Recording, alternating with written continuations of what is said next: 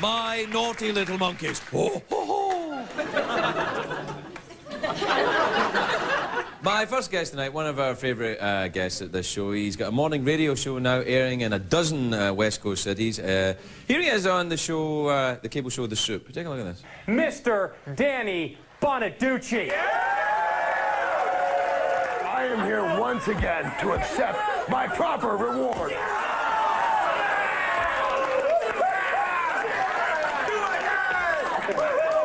But there's one thing you've forgotten, Mr. Know-It-All. I'm almost out of boards. Danny Bonaducci, everybody.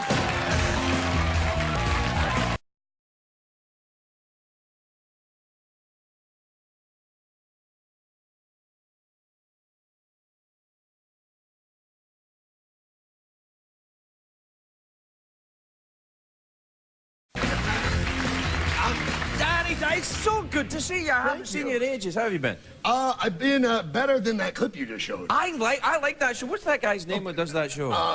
Oh my goodness, it escapes me right now. Right, He's on our show all the time. Yeah, he's a good friend of my show. I'm terribly sorry. All right, well, Joel. Joel. He's funny, that guy. Yeah. He is when he's not being an ass. Yeah. They called me up and they'd seen Breaking Bonaducci. Right. And they had made fun of it 100 times. They said, "How are you going to top Breaking Bonaducci?" And we've got a great idea. It's called Baking with Bonaducci. Baking with Bonaducci. And right. it was a cooking show with a lookalike, and his wife was stirring a pot, and the guy that was supposed to be me is going, "Those cookies better be golden and delicious." Yeah. What kind of nutbag do you think I am, for God's sake? Yeah. So then they called me up, and that was the first ever Soup Award, because I have been on Talk Soup more times than any other living human being. Yeah.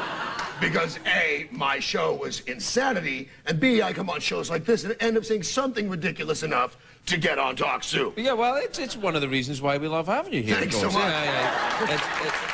It's true, though.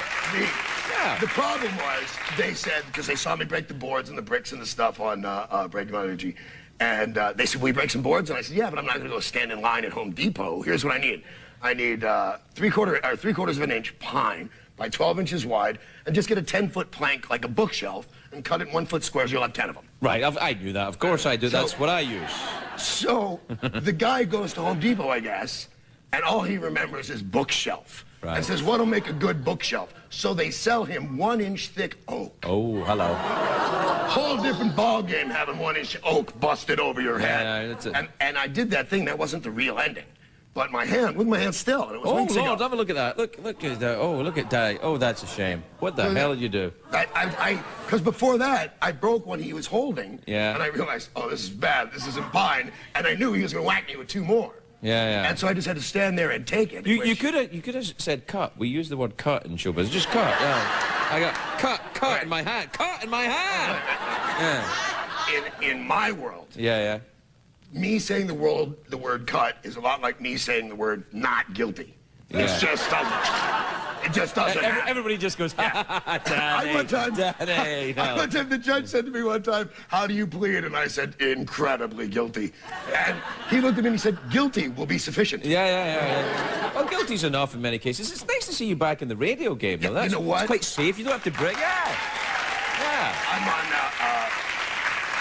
I'm on 97.1 FM out here in L.A., and we're syndicated by. I owe you a great debt of thanks. Really? Me? Yeah, yes, I'm dead sincere. Why? Because it's one thing for them to buy you, and after Breaking Bonaducci, there wasn't a real rush to hire me. So I finally got a job on the radio, and they wondered if clients would be afraid of me. But my very first day, a client came to me. I didn't even go get him. You mean clients like people who advertise on the radio? People pay money to be involved with you in business, which makes you look like a big gun. Yeah. You know, the sales department didn't have to do it.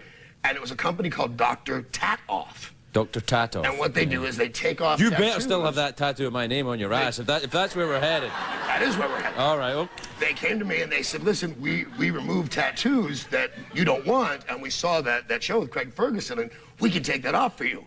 And I said, "Are you kidding? That's the highlight of my day." God bless you. He said, "What do you mean?" I said, "I'll just be sitting there, and then I'll remember I'm sitting on Craig Ferguson, and I'll just crack up." You know what? I got to tell you, in all honesty, you know what happens to me? Sometimes when I get a bit depressed, I'm at home or I'm thinking, and I think, Danny Partridge has my name on his ass. That is the weirdest thing.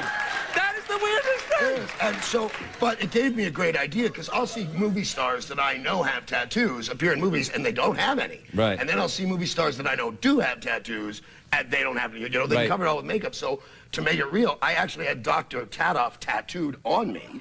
All right. Right here. Although the little bastard didn't tell me he had a logo. The doctor's yeah. face is a little weird. So what, that's the guy that takes tattoos off? Right, He so- gave you a tattoo? No, I went to a tattoo parlor, All right, and I had it filmed Right. so he could show it on his website, Right. and then have it removed, and you could watch that on his website. But he came up to me thinking that I would want your name off my ass, and your name, sir, will never come off my ass. God bless you, sir. We'll take a break. We'll be right back with Danny Bonaducci. Yeah.